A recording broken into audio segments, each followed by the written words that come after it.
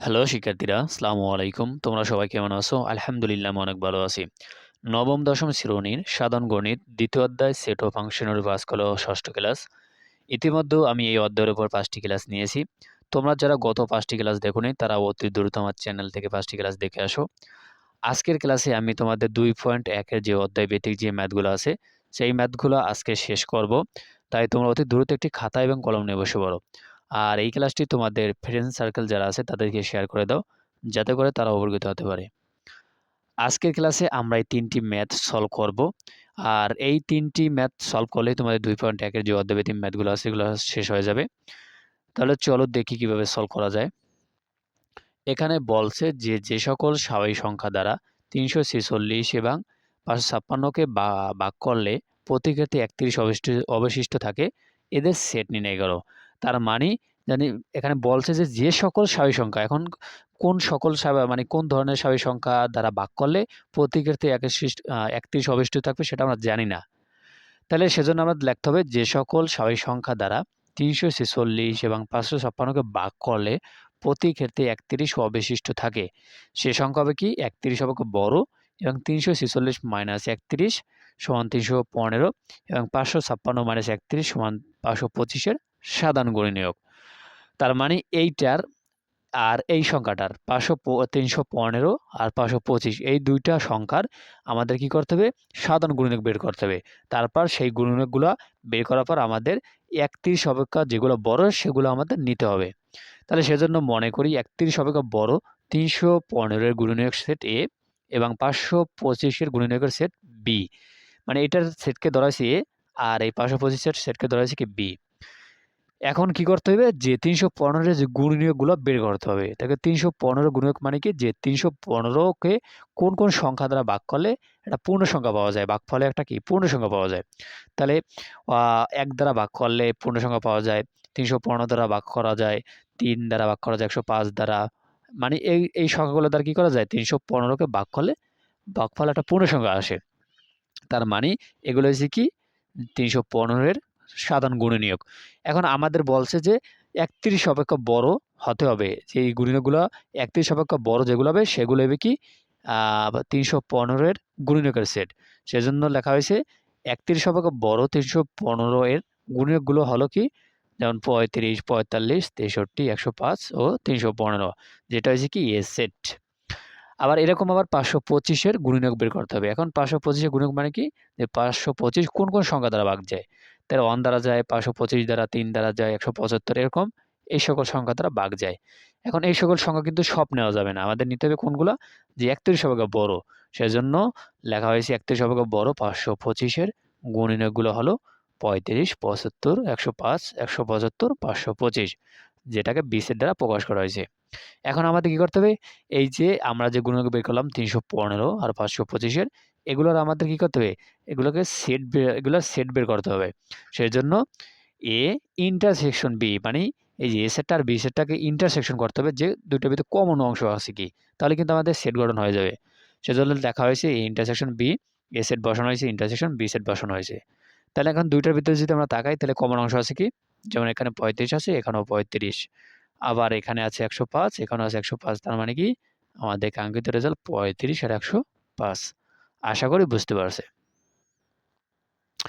এখন আমরা যে ম্যাথটা সলভ করবো এটা খুবই ভেরি ইম্পোর্টেন্ট একটা ম্যাথ, যেটা ভেন চিত্রের মাধ্যমে আমাদের দেখাইতে হবে। মানে ভেন চিত্রের মাধ্যমে আমরা সলভ করব। এখন ভেন চিত্র কি তোমরা আগে জানছো যে সেটকে যখন চিত্রের মাধ্যমে প্রকাশ করা হবে তখন সেটা হয়ে যাবে কি ভেন চিত্র বা ভেন ডায়াগ্রাম। এখন এখানে কি বলছে সেটা আমরা একটু দেখি। যে বলছে কোনো শ্রেণীর ৩০ জন শিক্ষার্থীর মধ্যে ২০ জন ফুটবল, ১৫ জন ক্রিকেট খেলা পছন্দ করে।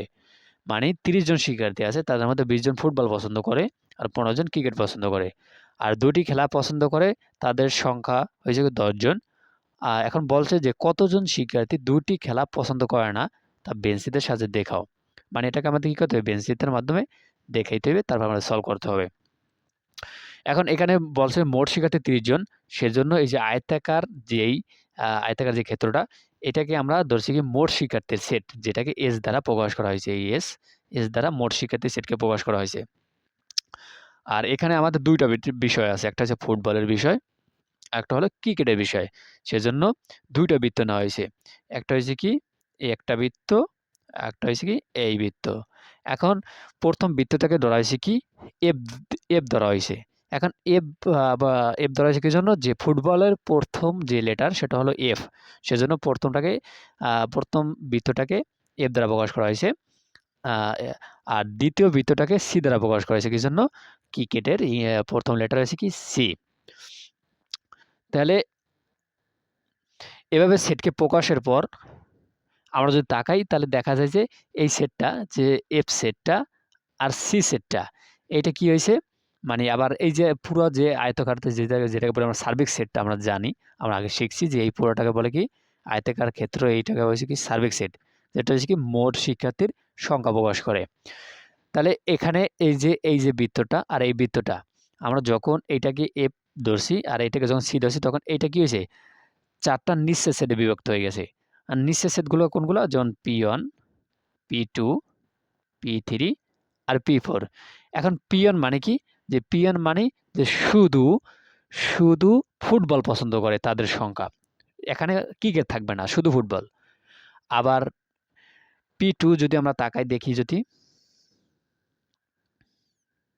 আমরা P1 পাইলাম শুধু যারা ফুটবল পছন্দ করে। P2 মানে কি?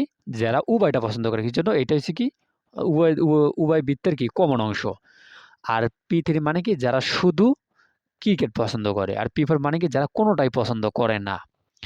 এখন আমরা যদি এটাকে সলভ করি তাহলে আমাদের সলভটা হবে এরকম, যে আমাদের অ্যান্সারটা হবে এরকম। আমাদের ১ম এ যেই তথ্যটা দেওয়া আছে, যেখানে বলছে যে উভয় খেলা মানে ২ টা খেলা পছন্দ করে ১০ জন। তার মানে P2, এই P2 হচ্ছে কি ১০ জন। তাহলে এইটা দিয়া আমাদের কি করতে হবে? এইটা আর এইটার মান বের করতে হবে। পরবর্তীতে এটার মান বের করতে হবে। তাই সেজন্য লেখা হয়েছে এখানে P2 কি এফ ইন্টারসেকশন সি, তার মানে কি? যে এই ২ টার ভিতরে কমন। P2 দ্বারা বোঝাইছে কি? যে এই সেটটা আর এই সেটটা এই ২ টার ভিতরে কমন অংশ। তাহলে কমন অংশ আছে মানে ১০ জন। ঠিক আছে? যেটা এই P2 র মান। এখন আমাদের বের করতে হবে কি? পিয়নের মান, শুধু পিয়ন। এখন এখানে যদি আমরা বৃত্তের দিকে মানে আমরা চিত্রে যদি তাকাই তাহলে পিয়ন হইছে কতটুকু? এই অংশটুকু শুধু পিয়ন। এই অংশটুকু আমাদের হইছে কি? পিয়ন। এখন যদি আমরা পিয়ন বের করতে চাই তাহলে এই পুরোটা হইছে কি? এই পুরোটা হইছে কি? এফ। আর এই অংশটুকু আমরা পাইছি কই? পিয়ন। আর এই অংশটা হইছে কি? P2। তাহলে আমরা যদি পুরো বৃত্ত থেকে যদি আমরা তাকাই, আমরা যদি এই পুরো বৃত্ত থেকে যদি এই অংশটুকু বাদ দিয়ে দেই, তাহলে কিন্তু আমরা এই অংশটুকু পেয়ে যাই, এই অংশটুকু। তাহলে সেজন্য লেখা হয়েছে কি? P1 যদি আমরা দেখি, P1 is equal to F বাদ P2 মানে কি? এই F পুরা সেট থেকে এই P2 বাদ দেওয়া হয়েছে।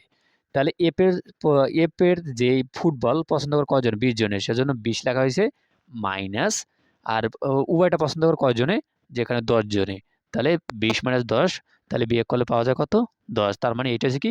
শুধু ফুটবল পছন্দ করে কয়জন? ১০ জন। এখন আমাদের বের করতে হবে শুধু ক্রিকেট। এই অংশটুকু শুধু।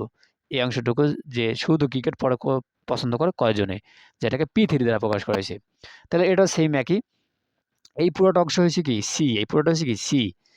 এখন যদি আমরা যদি শুধু P3 বের করতে চাই, মানে এই অংশটুকু যদি বের করতে চাই, তাহলে সি থেকে যদি এই যে কমন অংশটুকু বাদ দেওয়া হয়, তাহলে কিন্তু এই P3 র মানটা পাওয়া যায়। মানে P3 যে কতজন পছন্দ করে, মানে ক্রিকেট পছন্দ করে শুধু কয়জন সেটা বের করা যাবে।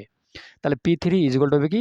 সি বাদ P2, মানে এই সি থেকে পুরো সি সেট থেকে এই যে P2 বাদ দেওয়া হয়েছে। তাহলে P2 বাদ দিলে P3 পাওয়া যাবে। তাহলে এখানে সি এর মান কত? যে ক্রিকেট পছন্দ করে ১৫ জন মাইনাস, আর এই যে উভয় খেলা পছন্দ করে ১০ জন। তাহলে ১৫ মাইনাস ১০, তাহলে বিয়োগ করলে পাওয়া যায় কত? ৫। এই গেল কি আমাদের যে শুধু ফুটবল পছন্দ করে কয়জনে, উভয় খেলা পছন্দ করে কয়জনে, আর শুধু ক্রিকেট পছন্দ কয়জনে। এখন আমাদের বের করতে হবে যে এমন খেলোয়াড়ের সংখ্যা যারা কোনো না কোনো খেলা পছন্দ করে। সেজন্য আমাদের লিখতে হবে কি? এফ ইউনিয়ন সি, মানে এখানে প্রত্যেকেই কোনো না কোনো খেলা পছন্দ করে। তাহলে এফ ইউনিয়ন সি মানে কি? যে P1 plus P2 plus P3 এই কটা যোগ হইবে। তাহলে P1 plus P2 plus P3।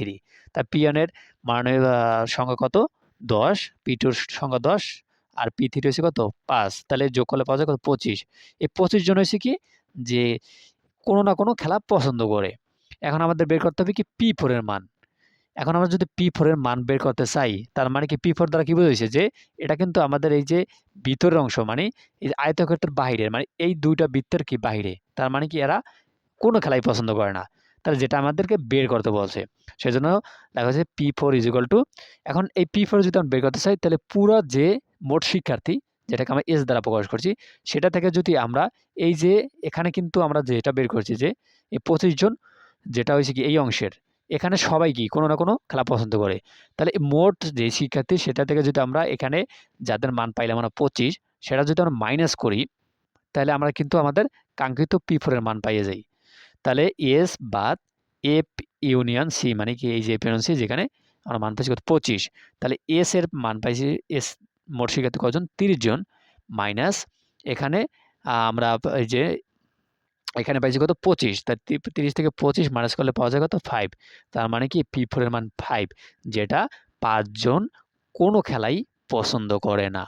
আশা করি বুঝতে পারছে। এইটা একটু মানে ক্রিটিক্যাল যেমন বেসিসের একটু যে ম্যাথগুলো আছে এগুলো একটু ক্রিটিক্যাল। যদি তোমরা বারবার প্র্যাকটিস করো বা যদি বারবার প্র্যাকটিস করো, ট্রাই করলে কিন্তু ইনশাআল্লাহ পারবে। কি জন্য কোনো একটা বিষয় যত বেশি প্র্যাকটিস করবে তত বেশি সে বিষয়ে এক্সপার্ট হবে। আশা করি সকলে বুঝতে পারছে। এখন আমরা পরবর্তী যেই ম্যাথটা করব যে এখানে বলা আছে যে ১০০ জন শিক্ষার্থীর মধ্যে কোনো পরীক্ষায় ৬৫% শিক্ষার্থী বাংলায় ৪৮% শিক্ষার্থী বাংলা ও ইংরেজি উভয় বিষয়ে আর ১৫% শিক্ষার্থী উভয় বিষয়ে ফেল করছে। এখন ক নাম্বার বলছে যে সংক্ষিপ্ত বিবরণ সহ উপরের তথ্যগুলো বেঞ্চিতে প্রকাশ করো।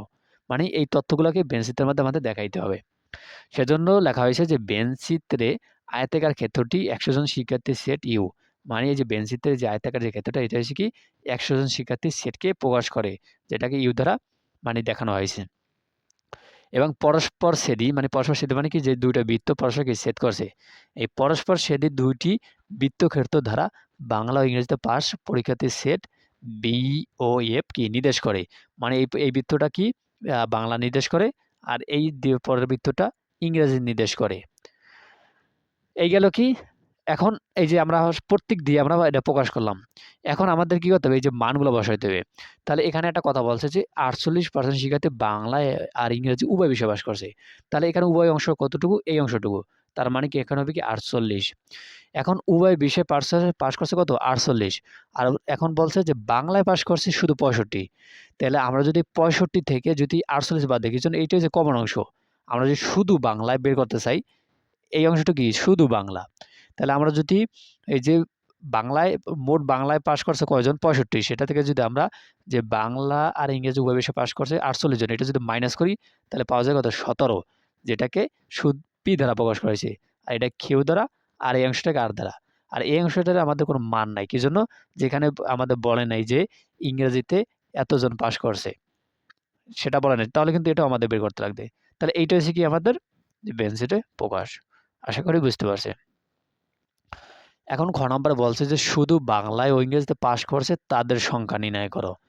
তাহলে শুধু বাংলায় মানে কি যে আমরা যদি তাকাই এই অংশটুকু যদি আমরা দেখি এই অংশটুকু হচ্ছে কি শুধু বাংলা আর এই অংশটুকু হচ্ছে কি শুধু ইংরেজি।